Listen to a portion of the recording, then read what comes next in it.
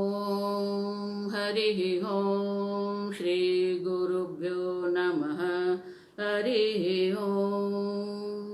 ॐ शन्नो मित्रं शं वरुणः शन्नो भवत्वर्यमा शन्न इन्द्रो बृहस्पतिः शन्नो विष्णुरुक्रमः।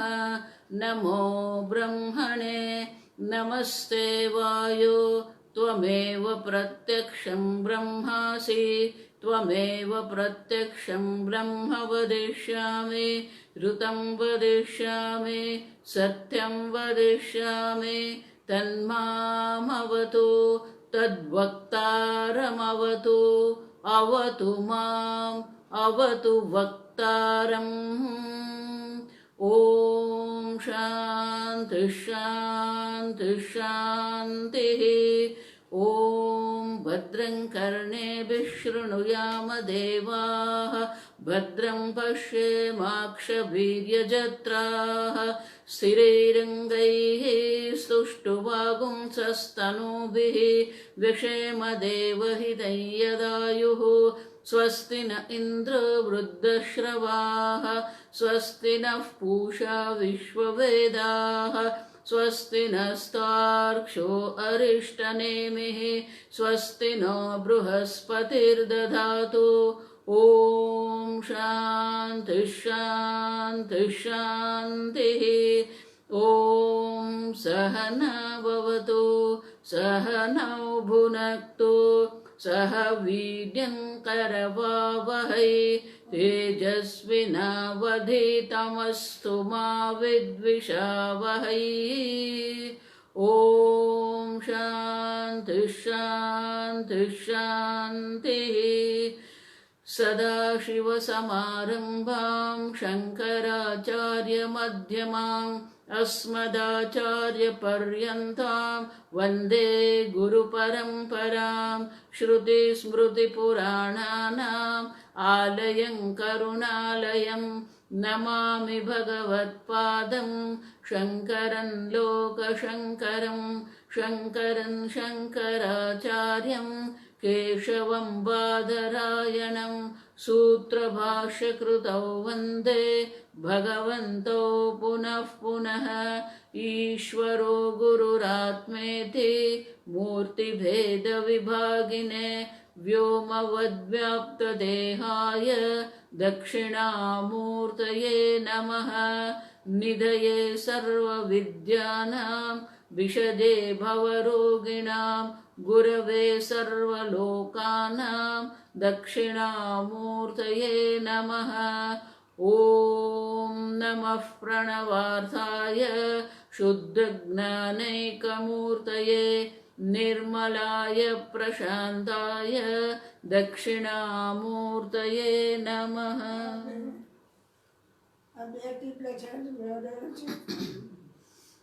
मंगलाचरण। ॐ नमः श्री शंकरानंद गुरुपादाम्बुजन्मने। ॐ नमः श्री शंकरानंद गुरुपादाम्बुजन्मने।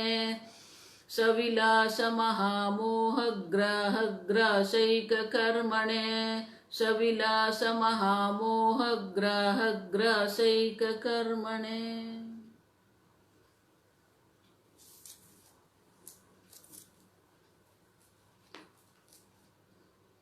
श्लोक नंबर 8।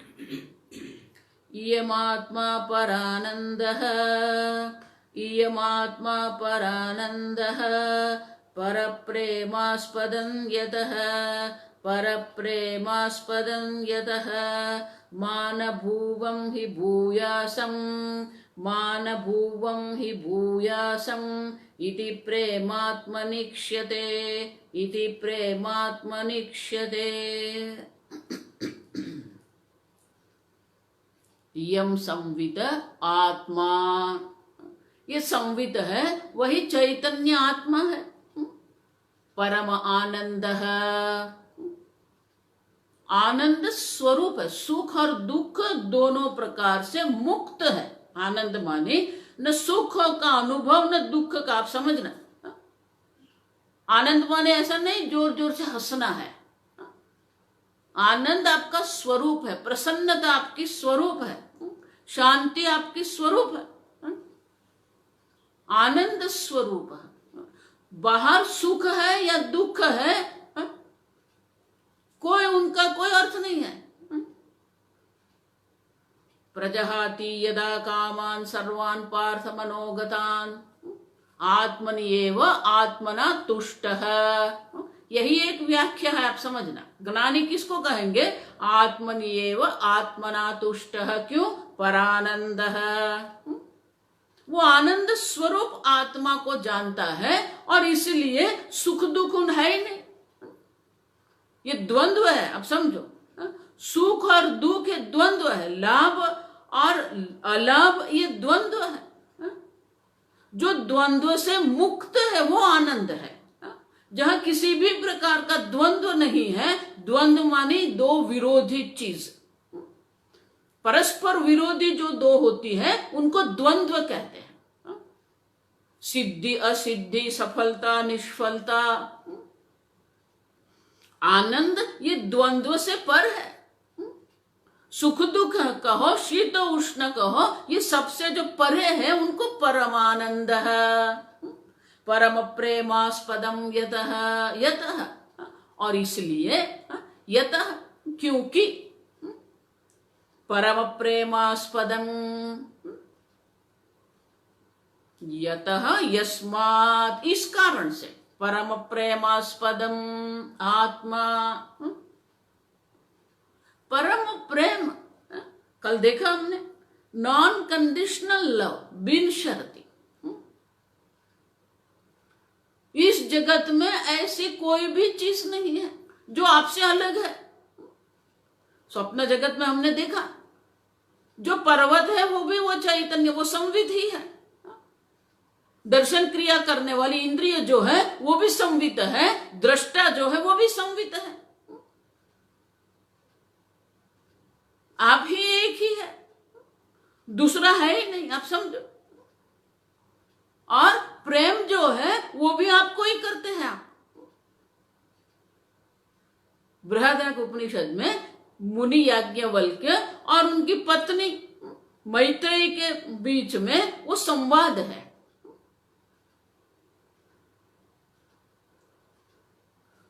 याज्ञवल्क्य मुनि ने विचार किया कि अब ये चतुर्थ अवस्था ग्रहण करनी है, चतुर्थ आश्रम ग्रहण करना है, संन्यास आश्रम जिसको कहते हैं। अब देखो 4 आश्रम है। ब्रह्मचर्य आश्रम माने स्वाध्याय करना है, अध्ययन करना है, शास्त्र अध्ययन करेंगे। 25-24 साल के जब हो, देखो इसलिए मैं कहती हूं शास्त्र में स्पष्ट रूप से लिखा है ब्रह्मचर्याद एव संन्यासः। जब तक व्यक्ति 24 साल की नहीं हो जाए तब तक कोई संन्यास नहीं है। आप समझो ये अशास्त्रोक्त है। आजकल ये 10 साल की बच्ची 8 साल का साधु बन गए। ये साधु अपने विवेक वैराग्य, हमने देखा कि विवेक जन्य वैराग्य से वो साधु नहीं बनते हैं, देख देख के साधु बनते हैं। ब्रह्मचर्यादेव, ब्रह्मचर्य आश्रम जो है कोई विकल्प नहीं है आपके पास। कोई अपवाद रहते हैं, जैसे शंकराचार्य जी ने 8 साल में किया, वो अलग बात है। 8 साल में 4 वेद का अध्ययन हो गया। अगर आपने कर लिया है तो आप भी कर सकते हो। हम ये देखेंगे शंकराचार्य जी 8 साल में वो संन्यास दीक्षा ग्रहण कर ली, लेकिन वो देखा कि वो 8 साल में 4 वेद का अध्ययन भी हो गया था। Half knowledge, understand this.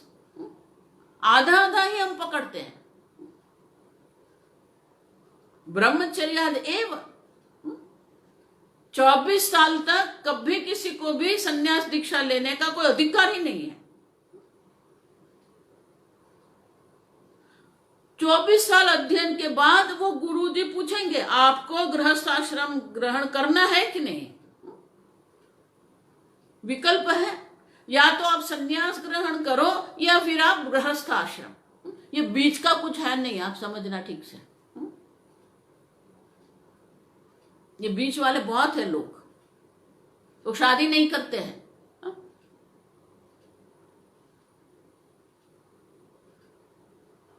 ये अलग विषय है।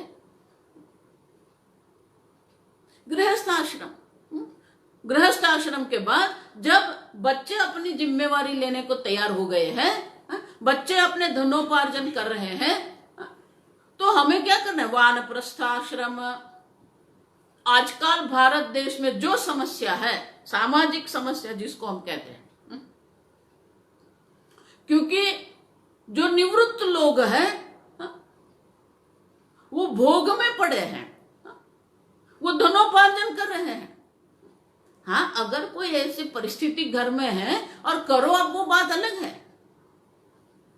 लेकिन अगर आपको ऐसा कोई आवश्यकता नहीं है तो वानप्रस्थ आश्रम है। पूजा करो, पाठ करो, मंदिर जाओ, हर रोज मंदिर जाइए। आप किसी भी गांव में आप रहते हैं, नजदीक में 2 कदम पर मंदिर होगा ही होगा। हर रोज मंदिर जाना ही है। लोग बहुत सारे, माता जी क्या जरूरत है मंदिर जाने की? जरूरत है। अब 1 महीने के लिए देखो, आपके घर के नजदीक में अगर कोई शिवालय है, आप जाइए हर रोज शिवालय में जाइए, वहां 10-15 मिनट पूजा करो, पाठ करो, बैठो वहां पर। ये सात्विक स्थान है। वानप्रस्थ माने रोज पूजा करना है, पाठ करना है, मंदिर में दर्शन करने को जाना है, शास्त्र अध्ययन करना है, जप करना है, तप करना है। ये वानप्रस्थ आश्रम। और उनके बाद संन्यास आश्रम है। तो याज्ञवल्क्य मुनि ने सोचा कि अब ये सब जिम्मेवारी से मैं मुक्त हो जाऊं और संन्यास आश्रम ग्रहण कर लूं, आत्मचिंतन में मेरा समय मैं व्यतीत करूं। तो 2 पत्नियां थी, दोनों पत्नियों को बुला लिया। एक मैत्रेयी थी जिसने शास्त्र अध्ययन किया था, दूसरी कात्यायनी थी, वो सीधी सादी गृहिणी थी।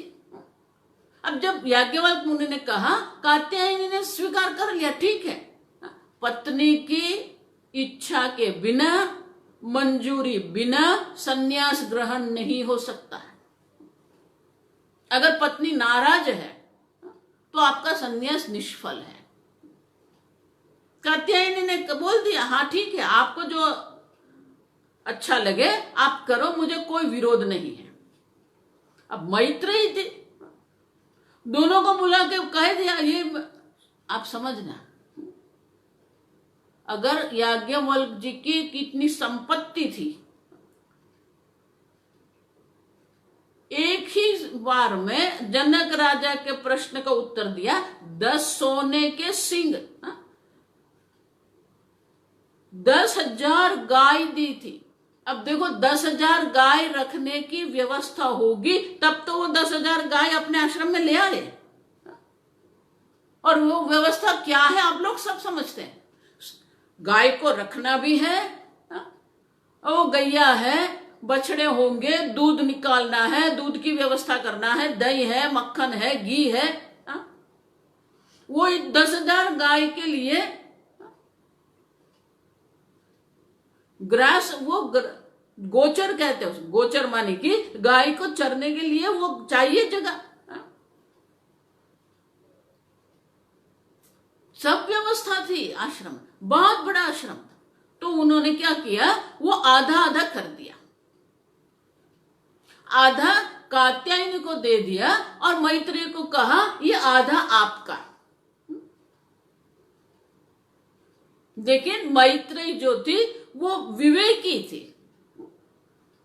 अब देखो, हर एक जो परिस्थिति होती है उनका दूसरा पहलू होता है। अब समझना ठीक से। जैसे कल मैंने बताया ना, इच्छा की पूर्ति आपको सुख नहीं देती है, इच्छा की निवृत्ति हो जाती है, तो वो निवृत्ति है आपको सुख देता। उसी प्रकार से मैत्रेयी ने दूसरे दृष्टिकोण से देखना, दृष्टि बिंदु से देखा। उन्होंने क्या देखा कि आप ये छोड़ रहे हैं, इतनी सारी संपत्ति है, इतनी सारी व्यवस्था है, आप संन्यास ग्रहण कर रहे हैं, आप ये पूरी संपत्ति का त्याग कर रहे हैं। इनका ये अर्थ हुआ कि ये जो इतनी सारी संपत्ति है, वो संपत्ति से बड़ा अधिक कुछ है जिसके लिए आप ये संपत्ति का त्याग कर रहे हैं। संपत्ति से ज्यादा सुख देने वाला, शांति देने वाला कुछ है जिसके लिए आप ये संपत्ति का त्याग कर रहे हैं। माने आपके पास कुछ है, तो उन्होंने आप याज्ञवल्क्य मुनि को पूछा, आप जिसके लिए ये संपत्ति का त्याग कर रहे हैं वो मुझे चाहिए, ये संपत्ति नहीं। समझते हो आप? कुछ आप त्याग कर रहे हैं तो आप त्याग तभी करेंगे ना कि कुछ अच्छा मिलने वाला है। जो है आपके पास उससे अधिक अच्छा कोई है, अधिक सुखकारी है, अधिक शांतिदायक है, तो आप उसका त्याग करेंगे। तो मैत्रेयी ने प्रश्न किया, किसके लिए आप ये सब त्याग कर रहे हैं? जिसके लिए आप सब त्याग कर रहे हैं वो मुझे चाहिए। देखो,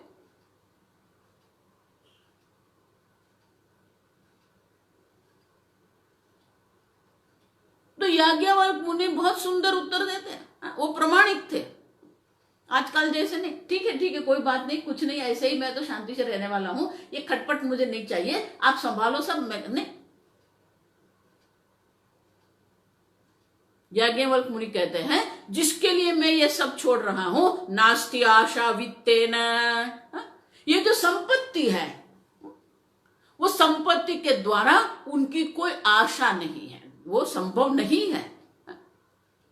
धन से नहीं मिलेगा, ये संपत्ति से, सत्ता से, समृद्धि से, ये सब कुछ जो है उनसे, जो इसके लिए मैंने त्याग किया है, वो ये सब वित्त से प्राप्त नहीं हो सकता है। अब समझो, तो याज्ञवल्क्य मुनि बहुत सुंदर बात वहां करते हैं कि ये जगत में जो भी है कात्यायनी, ये जगत में जितनी भी चीज है, आप उनको प्रेम नहीं करते हैं। आप देखो, ये बहुत सुंदर है। न तो वित्तस्य कामाय वित्तम प्रियम भवति, आत्मनस्तु कामाय वित्तम प्रियम भवति। ये वित्त के लिए, ये धन के लिए प्रिय नहीं है, मेरे लिए प्रिय है। आत्मनस्तु कामाय, मैं प्रसन्न हूं कि नहीं, मेरे प्रेम के लिए, मेरी प्रसन्नता के लिए ये धन है। वही धन अगर मेरे दुख का कारण बनता है तो वही धन का मैं त्याग करूं। बंबई में बहुत सालों पहले, 30-35 साल पहले ये हुआ था। 30-35 भी नहीं, 40-45 हुआ। तब नए नए अपार्टमेंट बन रहे थे और फिर अपार्टमेंट में रहना एक बहुत बड़ी बात होती थी। तो एक शेठ था, उसने वो 10वें माले पर अपना पूरा 10वां माला ले लिया और बड़ा सा वहां अपार्टमेंट बना लिया, फ्लैट बना, भारत में उसको फ्लैट कहते, बड़ा फ्लैट बना दिया। बहुत सारी सुविधा थी, फ्लैट था, लिफ्ट, एलिवेटर था, और बहुत बड़ी पार्टी भी करते थे। छुट्टी के दिनों में वहां सब पार्टी होती थी, उनके सब मित्र मंडल संबंधी सब आते थे। और उस वक्त इतना ये बैंक का म्यूचुअल फंड कुछ था नहीं, तो जो भी कैश होता था उसको कहीं तिजोरी में रखना पड़ता था। वो बड़ी बड़ी तिजोरी बनाई थी, अब समझ। और सब लोग ऐसा सोचते थे ये शेठ तो बहुत भाग्यशाली है, इतनी सारी संपत्ति है और मौज शौक से रहते हैं, खाते भी हैं और खिलाते भी हैं। जब इतनी सारी जब संपत्ति थी, इतने सारा कैश था, तो एक दिन इनकम टैक्स वाले ने उनके यहाँ दरोड़ा कर दिया। पता नहीं दरोड़े को हिंदी में क्या कहते हैं, रेड कर दी वहां पर। अब जब रेड हो गई इनकम टैक्स वाले की, शेठ घर में ही थे। अब सेठ को फोन आया ऑफिस से कि इनकम टैक्स वाले ने रेड यहां कर दिए, आपके यहां भी वो आ रहे हैं। एक साथ होता है सब। अब सेठ ने देखा कि उनके हाथ में बड़ी बैग थी और उसमें बहुत सारा कैश था। अब वो लोग पकड़ेंगे, जेल में जाना पड़ेगा। जो छुपा के रखा था वो तो किसी को पता नहीं चलने वाला, लेकिन जो हाथ में उसको क्या करना है। और अपार्टमेंट में रहते हैं, पीछे के दरवाजे से निकलना का होता नहीं है। अपार्टमेंट में पीछे का दरवाजा तो होता नहीं, और 10वें माले पर रहते थे, कूदेंगे कहां पर।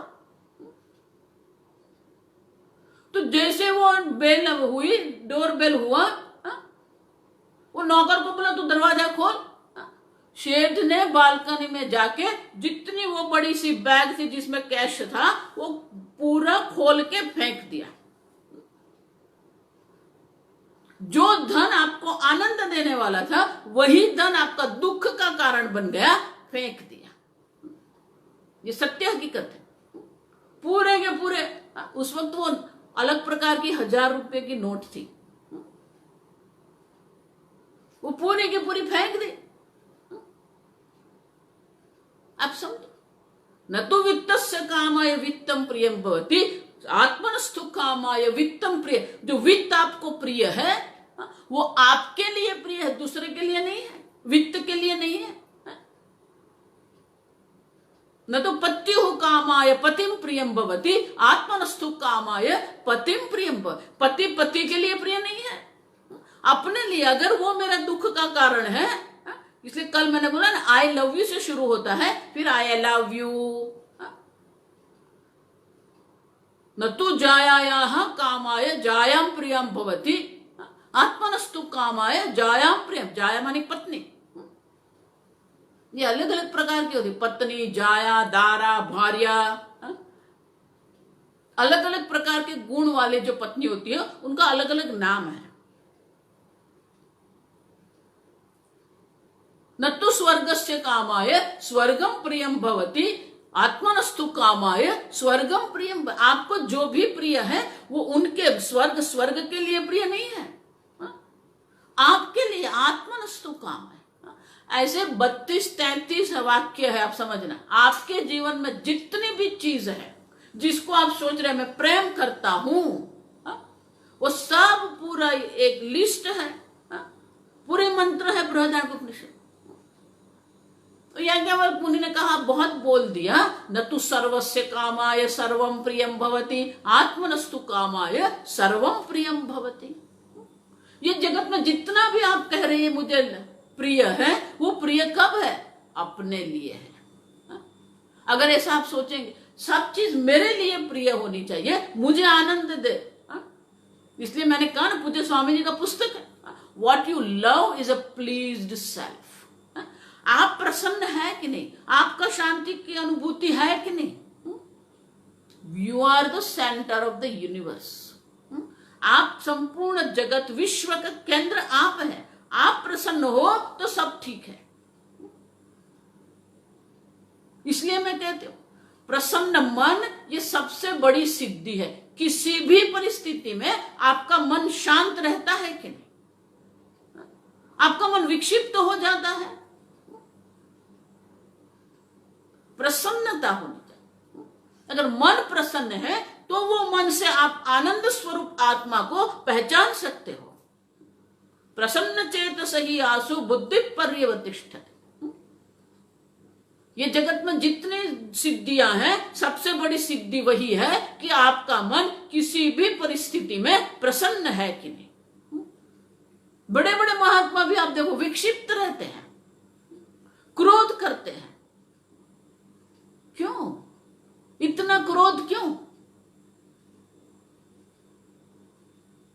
आप समझो।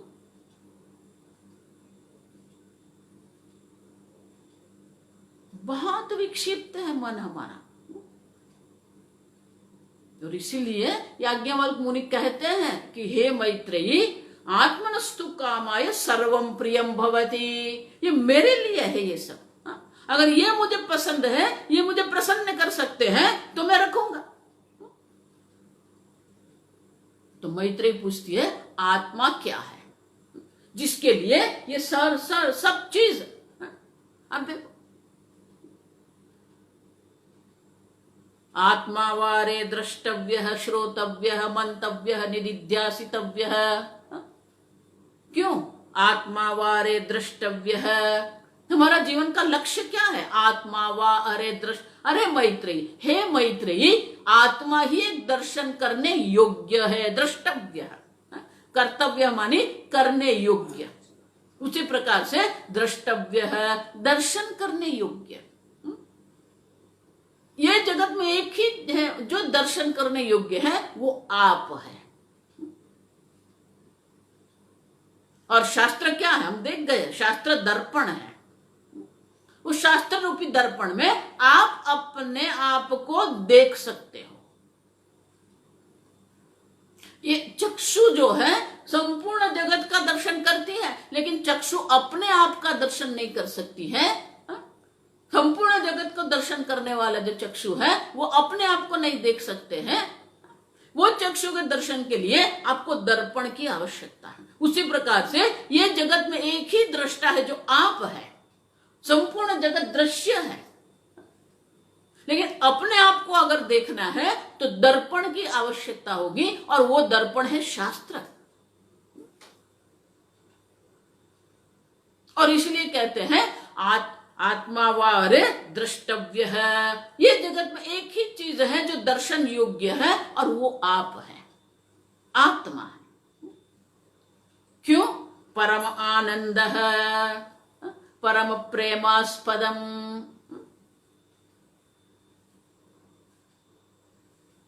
लेकिन ये आत्मा का दर्शन करना है तो क्या करना है? श्रोतव्य है, श्रवण करो। शास्त्र श्रवण है।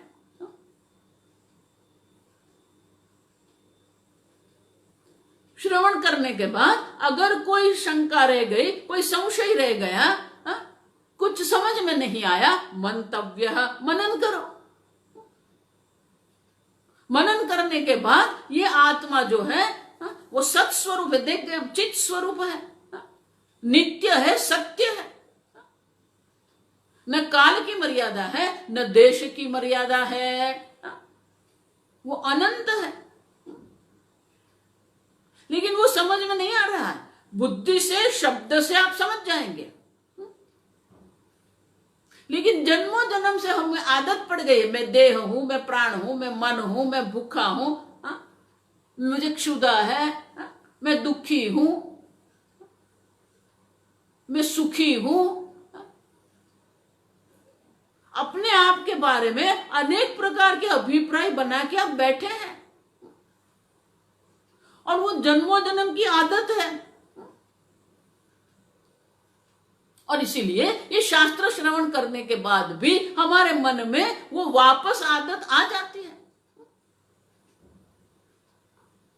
और उनके निवृत्ति के लिए स्वामी जी इसलिए उनको कहते हैं हैबिचुअल एरर। संस्कृत में शब्द है विपरीत भावना, आप समझना। शब्दतः अनुवाद नहीं कर सकते सब चीज का। विपरीत भावना माने हैबिचुअल एरर। अपने को देह मानना ये भ्रांति है। एरर माने भ्रांति, देह भ्रांति कहते हैं। मन अपने आप को मान लेना, प्राण अपने आप को मान लेना, ये भ्रांति है। और विवेक की अवस्था पड़े, क्योंकि आत्मा और उपाधि दोनों में हमने क्या कर दिया? अन्योन्य अध्यास कर दिया। और इसीलिए निधिध्यासन की भी आवश्यकता है।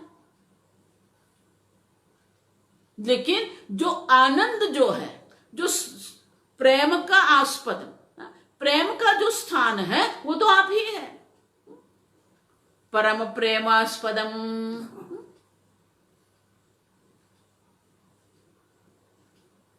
क्योंकि आप ही है एक। अब देखो,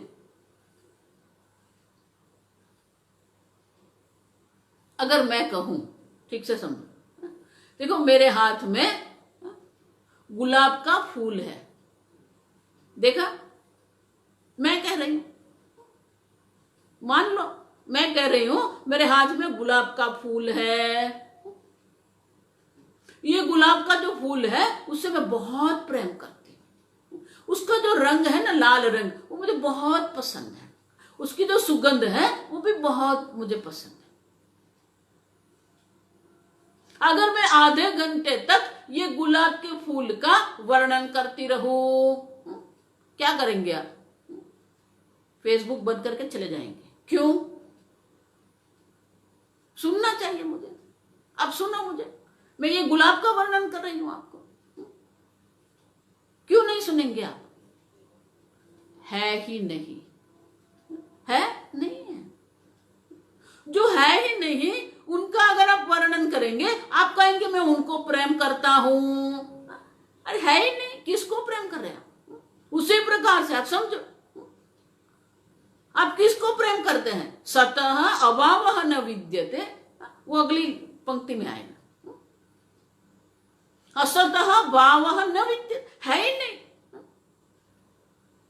जैसे स्वप्न जगत में है सब संवित मात्र है, शब्द संवित है, स्पर्श संवित है, सब संवित मात्र है, आप ही है। लेकिन आप अपने आप को देखने की जगह पर दूसरे को देख रहे हैं और दूसरों को प्रेम कर रहे हैं। पराधीनता आप समझो। आत्मनस्तु, आप ही है एक प्रेमास्पदम, इतना भी नहीं है। गीता में भगवान कहते हैं, मैं मानी क्या? वो ये एक देह में रहने वाला मैं नहीं है। ये सर्वभूतस्थमात्मानं सर्वभूतानि चात्मनि, ये आत्मा क्या है? सर्वभूतस्थ, सर्वभूतों में ये आत्मा एक ही आत्मा है। देखिए, जैसे आप सुवर्णकार की दुकान में जाएंगे, वो ज्वेलरी शॉप में आप देखेंगे सुवर्ण ही सुवर्ण है, कंगन कहे तो भी सुवर्ण है, हार कहे तो भी सुवर्ण है, कुंडल कहे तो भी वो सुवर्ण ही है। सुवर्ण से अन्य कुछ है ही नहीं। नाम और रूप अनेक है। इसी प्रकार से संपूर्ण जगत जो है वो आपकी ही अभिव्यक्ति है। भगवान कहते हैं सर्वभूतस्थम, सर्वभूत में आप एक ही है। सर्व अलंकार में जैसे सुवर्ण मात्र है, उसी प्रकार से सर्वभूत जो है वो आप ही है। सर्वभूतस्थमात्मानं सर्वभूतानि चात्मनि, और सर्वभूत कहां पर है? मुझे आत्मा में है। एक ही आत्मा सर्वत्र है। इसलिए क्या कहा? कल देखा ना, अविनाशी तो तद्विद्धि येन सर्वमिदं ततम्। यह आत्मा सर्वव्यापी है, एक देह में नहीं है, एक काल में नहीं है, एक देश में नहीं है। एक मिनट,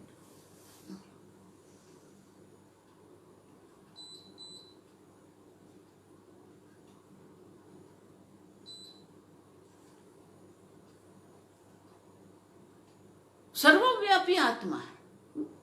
मानिए आप जो देख रहे हैं वो भी आत्मा है, दिखाने वाली है वो भी आत्मा है, और देखने वाले हैं वो भी आत्मा ही है। तो आप जब कोई भी चीज देख रहे हैं, जब, अब देखो, यही तो हमारी कठिनाई है, यही तो हम संघर्ष कर रहे हैं। आप जब घड़े को देखते हैं तो मिट्टी को देखे बिना आप घड़े का दर्शन कर सकते हो। आप तरंग का दर्शन करते करते हो, जल के दर्शन के बिना आपको तरंग का दर्शन हो सकता है? मैंने तरंग देखा लेकिन पानी नहीं देखा। मैंने आभूषण देखे लेकिन सुवर्ण नहीं देखा। नहीं, उसी प्रकार से सर्वत्र एक आत्मा मात्र है, लेकिन उनके दर्शन नहीं होते। इसीलिए याज्ञवल्क्य मुनि क्या कहते हैं? आत्मावारे द्रष्टव्य है।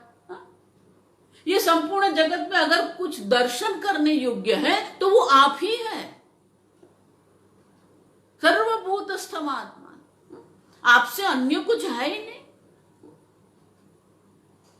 आप ही परम प्रेमास्पद है। किसी भी चीज को अगर आप प्रेम करते हैं, वो प्रेम भी किसके लिए? आत्मा के लिए है। और इसलिए कहते हैं परानंद यतः परम प्रेमास्पदम। आप ही है, एक प्रेम का स्थान भी आप ही है। परम प्रेमास्पदम, कोई नाम रूप की आवश्यकता नहीं है, कोई विशेष देश या काल की आवश्यकता नहीं है। इसलिए मैं कहती हूं, अगर आप सोचते हैं मैं ऋषिकेश जाऊं, मैं काशी जाऊं और वहां जाके मैं शास्त्र अध्ययन करके आत्म साक्षात्कार कर लूं, कोई देश की विशेषता, काल की विशेषता की आवश्यकता है ही नहीं। पहले दिन से मैं सबको बोलती हूं, कोई भी मुझे आके बोले स्वामी जी मुझे आश्रम में जाके रहना है, मैं मना करती हूं। क्यों? आपका घर ये 5 लोग का संसार है, आश्रम 500 लोग का संसार ही है। आप समझना, आप ब्रह्म भुवन लोकन, भगवान कहते हैं ब्रह्मलोक पर्यंत ये संसार है। कहां जाएंगे? स्वर्ग भी संसार है, परिवर्तनशील है, अनित्य है। स्वर्ग में भी जाएंगे लेकिन कितने साल तक, कितने वर्षों तक आप वहां रहेंगे? क्षीणे पुण्य मर्त्यलोकम विशन्ति। हम एक जन्म की बात नहीं कर रहे हैं, हम 100 साल की बात नहीं कर रहे हैं, हम 1000 साल की बात नहीं कर रहे हैं, युग की बात कर रहे हैं, कल्प की बात हम कर रहे हैं।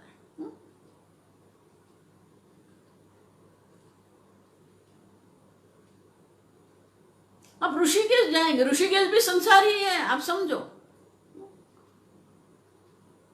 आश्रम भी संसार है, इसलिए स्वामी जी किसी को आश्रम में रखते ही नहीं। जैसे ही कोर्स हो गया, अध्ययन हो गया,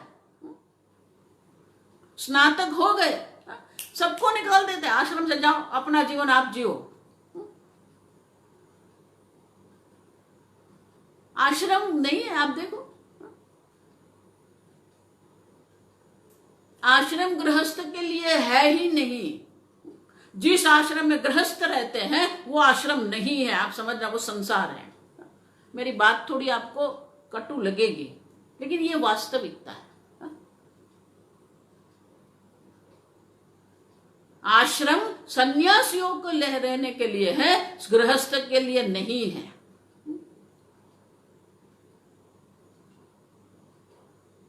आश्रम धनोपार्जन के लिए नहीं है, तपश्चर्या के लिए है। आप समझो, आश्रम शास्त्र अध्ययन के लिए है। संन्यास्य श्रवणम कुर्यात्, संन्यास ग्रहण करके आपको क्या करना है? श्रवणम कुर्यात्, शास्त्र अध्ययन। आश्रम माने वो अनुकूल वातावरण है, वो अनुकूल स्थान है जहां आप तपश्चर्या कर सकते हैं, जप कर सकते हैं, शास्त्र अध्ययन कर सकते हैं, मंदिर में पूजा पाठ कर सकते हैं। एक व्यवस्था है।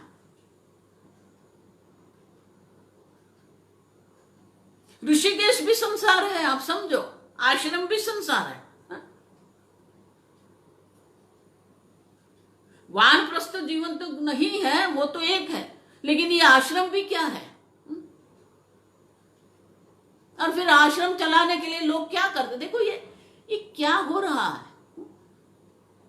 आश्रम इतना बड़ा बना दिया, अब उसको चलाना है तो क्या करेंगे? सेवा। ये दूसरी एक प्रकार की भ्रांति है। और लोग जाते हैं, मैं तो 1 महीने के लिए वो आश्रम में गई, वहां सेवा करने गई। घर में क्या कर रहे हैं आप?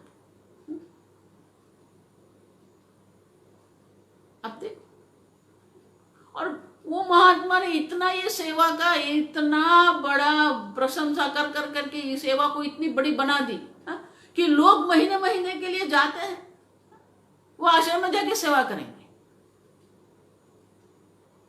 और वो मानेंगे हाँ मैंने तो आश्रम में जाके सेवा कर ली। माता जी बहुत आनंद आया, इतनी बहुत सारी व्यवस्था थी।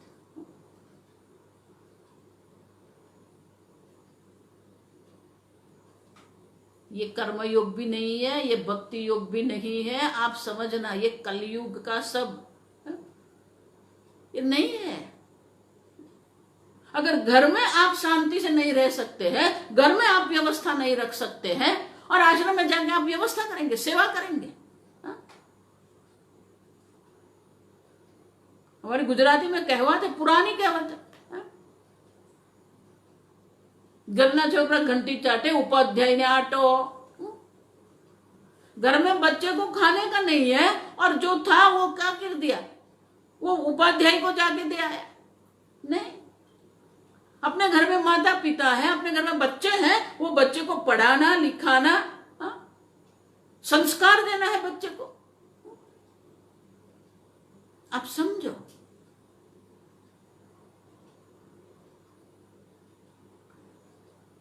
एक विशेष देश में रहने से आपको आत्मज्ञान नहीं होगा, एक विशेष काल में रहने से आपको भक्ति नहीं आएगी। मीराबाई मेवाड़ में रह के ही भक्ति करती थी, वहां ही भगवान के दर्शन हुए थे। जब परिस्थिति इतनी प्रतिकूल हो गई कि वो छोड़ना पड़ा, आप समझो, वो महल में रह के भक्ति कर रहे थे। नरसिंह मेहता वहीं जूनागढ़ में रह के भक्ति करते थे। कोई ऋषिकेश नहीं है, कोई हिमालय नहीं गया है। नामदेव देखो, तुकाराम देखो, बहुत सारे भक्त हो गए, मुझे जो पता है मैं बोल रही हूं। पूरे देश में आप देखो अनेक प्रकार के भक्त हो गए, अनेक प्रकार के ज्ञानी हो गए, अनेक प्रकार के सन्यासी हो गए, जो देश में थे वहीं रहते थे। आजकल एक प्रकार से एक विशेषता दर्शाते हैं, वो महात्मा 20 साल हिमालय में रह के आए। मैं हमेशा कहती हूं, अगर आपको ऐसा लगे वो माता जी वो बर्फ में रहते हैं, आपने वो वीडियो देखा, वो बर्फ में रहते हैं, माने वो महात्मा नहीं बन जाएंगे। आप समझो, वही महात्मा को बोल दो राजस्थान की रेत में 45 डिग्री टेम्परेचर पर रहो, वो बर्फ में जैसे रहते हैं उसी प्रकार ये रेत में रहेंगे नहीं। क्यों? क्योंकि उनका शरीर वहां बर्फ वाली जगह पर जो है वहां उनका शरीर है, ठीक है, वो रहता है। वही शरीर क्या रेत में रहेगा? 50 डिग्री पर 45 डिग्री पर रहेगा? नहीं रहेगा, पागल हो जाएंगे वो। आपका शरीर बर्फ में रहता है तो आप बड़े हो गए,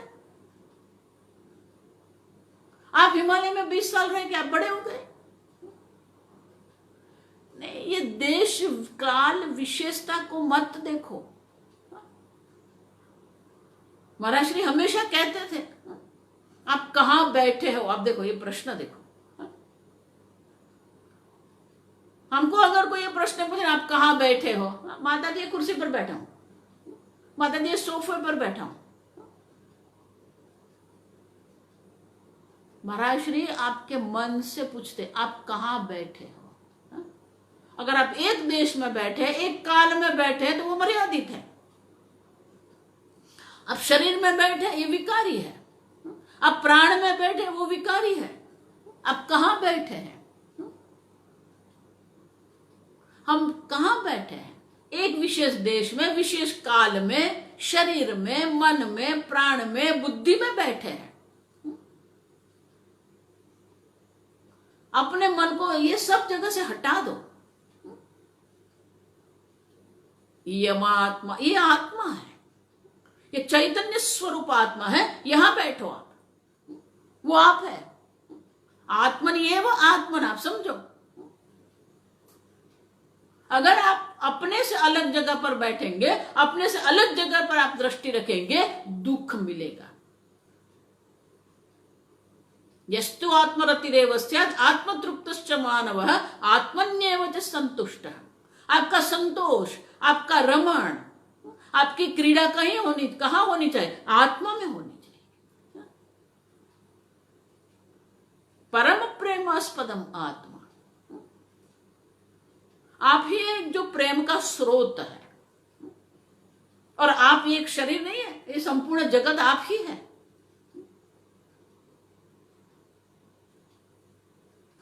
अपने आप को देखो, आत्मावारे द्रष्टव्य। देखो सब शास्त्र जो है, हम हमेशा, हमारी दृष्टि अलग रहती है, बाहर रहती है, बहिर्मुख बन के बैठे हैं। ऋषिकेश में भी जाइए, लोग बहिर्मुख ही है, अंतर्मुख कौन है?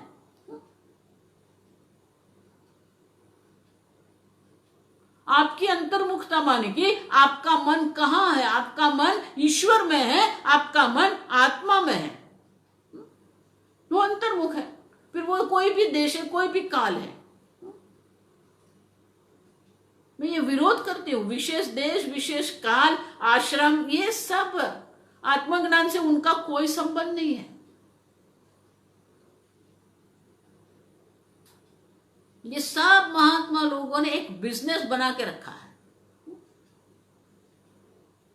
और ऐसे बहुत सारे आश्रम भी है जहां शास्त्र अध्ययन होता है। आप समझो, सब आश्रम ऐसा है मत मानना।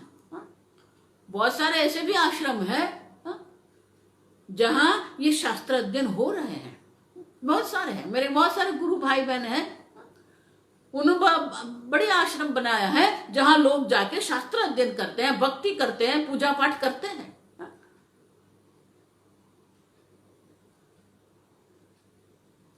अब समझो, शास्त्र अध्ययन के लिए, पूजा भक्ति के लिए आश्रम है, बिजनेस के लिए नहीं।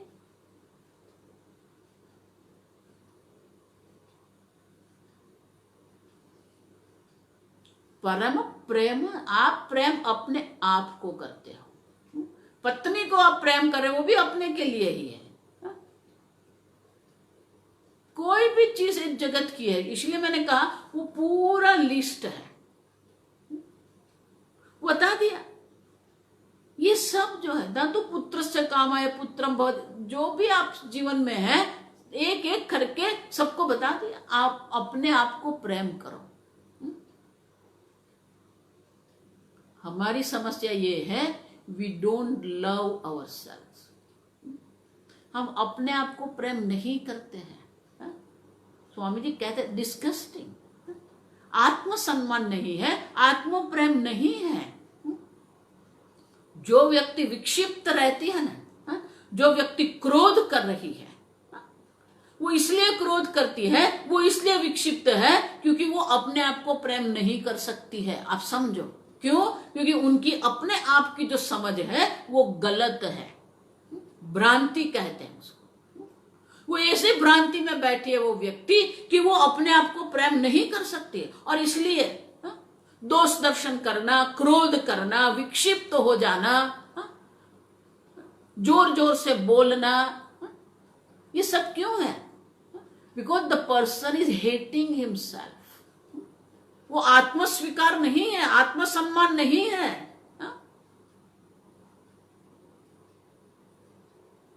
अब समझो, यू अंडरस्टैंड। यमात्मा परान, मैं आनंद स्वरूप हूं, मैं स्वीकार्य हूं। स्वामी जी जैसे मैंने बताया ना, आगे ऑर्डर के लिए ध्यान कराते थे, उसी प्रकार ये एक्सेप्टेंस। आप अपने आप को स्वीकारो। जो देह की मर्यादा है, जो इंद्रियों की मर्यादा है, जो मन की मर्यादा है, जो बुद्धि की मर्यादा है, वो सब मर्यादा के साथ आप अपने आप को स्वीकार करो। देखो, एक समझो, जब भी आप विक्षिप्त है, आप समझो कुछ अपने बारे में गलत अभिप्राय बना के आप बैठे हैं। जब भी मन में कोई क्षोभ आया, एक दुख की बात आई, समझना कहीं ना कहीं अधर्म हुआ है। ये चर्चा बाद में आएगी। जहां धर्म होता है वहां दुख नहीं होता। बाहर की परिस्थिति प्रतिकूल हो सकती है लेकिन दुख नहीं होगा, आप समझो ठीक से। और इसलिए हमारे कर्म, हमारा जीवन जो है वो आत्म केंद्रित है। लेकिन आपकी आत्मा के बारे में आपने जितने भी अभिप्राय बनाए हैं वो अपने आप को ही स्वीकार्य नहीं है और इसलिए आप विक्षिप्त रहते हैं, दुखी रहते हैं। Look at yourself. इसलिए मैंने कहा अगर आप शरीर में बैठे हैं तो आप दुखी होने वाले हैं, आप मन में बैठे हैं तो आप दुखी होने वाले हैं, वो आप नहीं है। आप संवित है, यम आत्मा, यम संवित आत्मा, आप चैतन्य स्वरूप है। ये सब उपाधि है और इसलिए परम प्रेमास्पदम, आनंद का स्रोत आप ही है, आप ही आनंद है। येष है वो आनंद, यदि ये सब तैत्तिरीय उपनिषद में है। ये आत्मा जो आनंद स्वरूप है, इससे इसके कारण ही ये संपूर्ण जगत आनंद है। लेकिन वो जगत को हमने संसार बना दिया, हम भी दुखी हो रहे हैं, दूसरे को भी हम दुखी ही कर रहे हैं। और इसलिए कहा यमात्मा परानंद परम प्रेमास्पदम यतः, आप ही वो जो परम प्रेम का आस्पद है, स्थान है, अधिष्ठान है, आप ही। इसीलिए you start loving your self, you love your self. अपने आप को प्रेम करो, जो क्या है, संवित है, चैतन्य स्वरूप है, सर्वव्यापी है और काल से मर्यादित नहीं, अविनाशी है। और आगे बहुत सुंदर दर्शाते हैं, अगली पंक्ति में हम कल देखेंगे। ओम स्वस्ति प्रजाभ्यः परिपालयन्ताम् न्यायेन मार्गेण महीं महेशाः, गोब्राह्मणेभ्यः शुभमस्तु नित्यं, लोकाः समस्ताः सुखिनो भवन्तु, काले वर्षतु पर्जन्यः, पृथिवी सस्यशालिनी, देशोऽयं क्षोभरहितः, ब्राह्मणाः सन्तु निर्भयाः। ओम सर्वेषां स्वस्तिर्भवतु, सर्वेषां शान्तिर्भवतु, सर्वेषां पूर्णं भवतु, सर्वेषां मङ्गलं भवतु, सर्वे भवन्तु सुखिनः, सर्वे सन्तु निरामयाः, सर्वे भद्राणि पश्यन्तु, मा कश्चित् दुःखभाग् भवेत्। असतो मा सद्गमय, तमसो मा ज्योतिर्गमय, मृत्योर्मा अमृतंगमय। ओम पूर्णमदः पूर्णमिदं पूर्णात् पूर्णमुदच्यते, पूर्णस्य पूर्णमादाय पूर्णमेवावशिष्यते। ओम शांति शांति शांतिः। हरिः ओम। श्री गुरुभ्यो नमः। हरिः ओम।